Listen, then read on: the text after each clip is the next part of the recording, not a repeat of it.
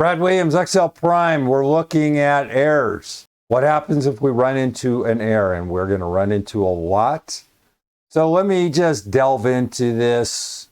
In the previous tutorials, I was trying to point out how to fix errors. What do we do if we run into an error? Here we have a situation where we trigger a value error. Why? Well, because we're trying to do something with text in the way.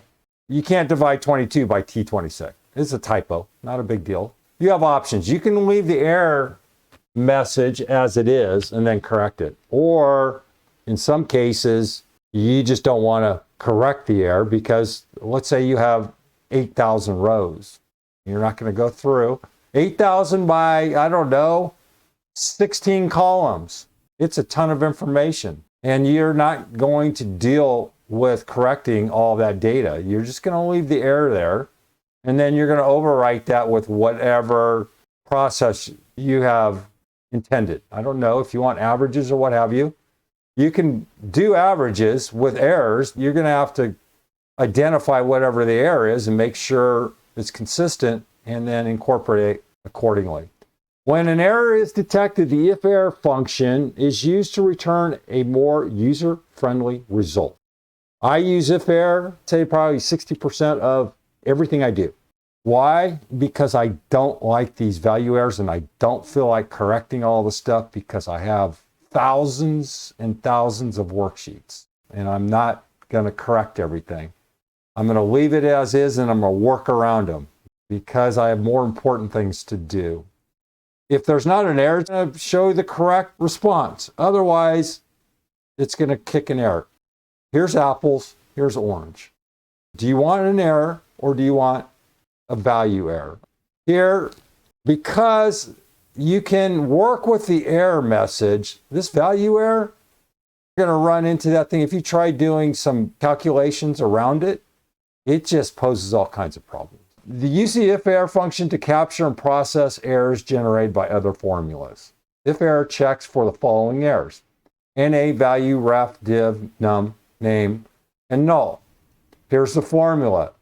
If error, C5 divided by C5. If 5 divided by D5 creates an error, put a 0.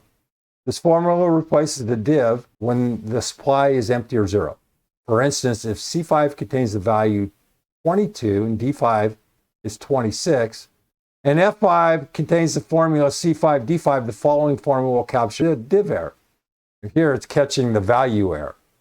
Well, it should be a div error.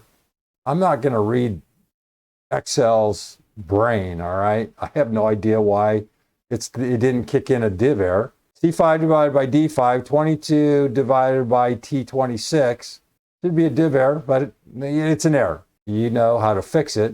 E5 will display the message error requiring a fix. If you don't want to fix it, you can overwrite it. You can also use the IFERROR function to capture the NA error thrown by the VLOOKUP when no matching value is found. That happens because you might have a 0. For example, you could say if error C5 and then put a 0 there. You have a VLOOKUP or any other lookup, and you're trying to VLOOKUP something and you're dividing and blah, blah, blah. The 0 creates the problem. Then you put an if error in front of the VLOOKUP, and then you can put whatever message you want. The same thing, if NA. If error is a useful function, but it's a blunt instrument because it catches a wide variety of errors. I want a wide variety of errors caught. I don't want to go in and change if NA with if error and vice versa. I'm going to use the strongest tool I have available. And if error is that tool, I use it. Well, I don't know, 20 plus years of this stuff. I'm using IFERROR. You can use FNA if you want. You can use ISERROR.